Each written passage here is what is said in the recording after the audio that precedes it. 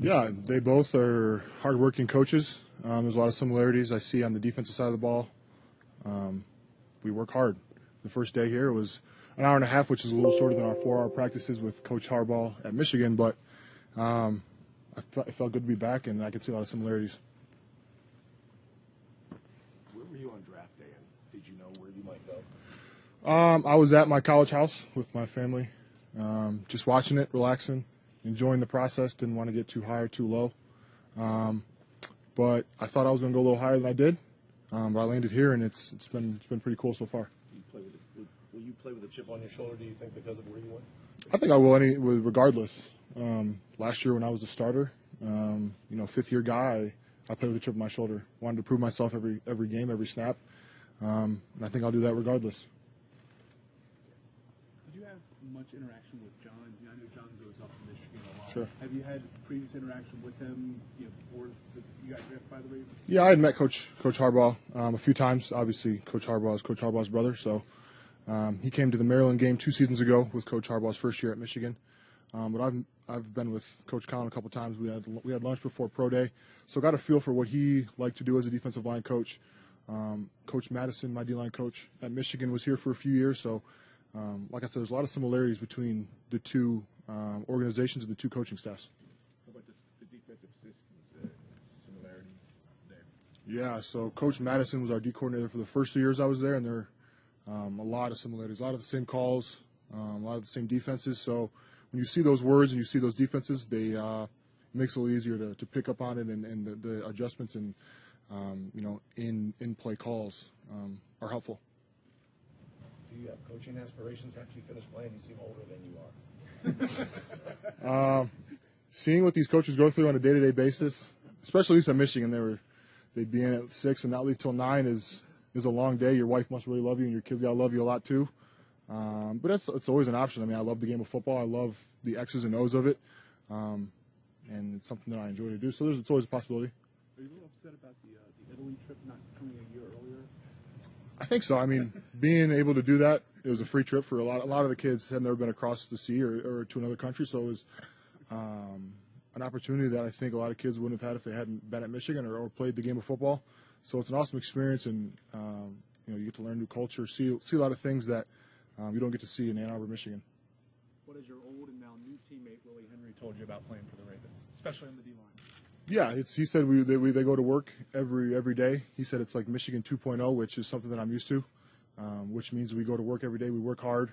We're going to stop the run on the defense, and then we're going to get after them on pass. So that's what I'm looking forward to, whatever my role may be. Are you used to playing every snap at Michigan? I really don't know. Did you play close to 100% of the snaps there your last couple? 2 seasons ago, I did. We didn't have a backup that we could trust in, I guess. And then this year we had a freshman come in that was pretty good, and we had beaten teams pretty badly. So I was out for some of the snap, a lot of the fourth quarters. But I'm used to playing 50, 60 plays. So coming to a team where this is a rotation scheme and always has been, and 30 snaps might be more close to the norm, does that seem like something that would help, or you just find whatever the number is? Yeah, I think especially as a rookie, you're going to take any snap you can get. If I play 30 plays, great. It also helps with running to the ball and that hustle and that fourth quarter stamina, being able to endure those four quarters and being able to play just as hard as you do on the first play as you do on the 30th play. So there's definitely some benefits to rotating. Where were you expecting to be drafted? What did your agent tell you, or the advisory committee? Just in the second round, and then once I fell into the third round, I don't know if it was more so disappointment, but I was getting a little anxious. I wanted to obviously be drafted higher, but like I said, I fell to a great organization. I've only heard great things about this, and for the first day that I'm here, it's pretty special. How does the process go there? You drop, say, to the end of the second round, or even in the middle of the second round, and is your agent constantly handicapping, or you may have some interest? Or no, I try to keep it as less stressful as possible. So he kind of just sat around and didn't say too much, which is probably better than him chirping. My mom was already getting a little antsy too. She was complaining the process was getting too long, and all the commercials and the commentators taking too long. So she was enough. So, but no, it was try to make it, like I said, as least stressful as possible. And do you have access to the picks as they're made. I know just watching the draft, one of the real annoying things is they're 3 or 4 picks behind. Yeah, so my agent would tell me, he saw it on Twitter, or the other agents knew that 3 or 4 picks before. So I knew that I was going to be the 74th pick, probably like the 70th pick when it was on TV. So once that came, Mr. Newsom called me, and then I talked to Coach Harbaugh and Coach Collins. So it was a sigh of relief once that happened, but it was a good feeling. Have you figured out how you're going to distinguish between the two Harbaughs when you're talking about them?